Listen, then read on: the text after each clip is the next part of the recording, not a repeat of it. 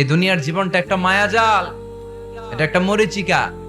এই মরিচিকা, এই ধোঁকা, এই লালসা আর এই মায়াজালের পেছনে আমরা ছুটছি।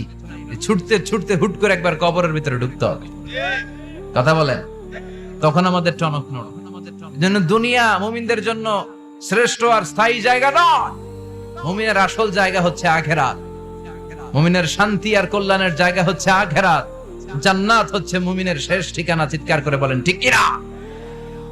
সেটাই বিশ্বনবীরে বললেন, নবী কাফির মুশরিকদের কথা আপনি কান দিবেন না, ওদের কথায় হতাশ হবেন না, নিরাশ হবেন না, হাল ছাড়বেন না, ভরসা রাখবেন কার উপর?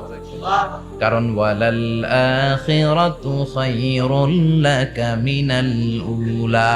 এই দুনিয়ার জীবন ক্ষণস্থায়ী জীবন, চিরকালীন জীবন হলো আখিরাত। নবীরে কিভাবে আশ্বাস দিতেছে দেখছেন, অ্যাসিউরেন্স করতেছে, কনফার্মেশন।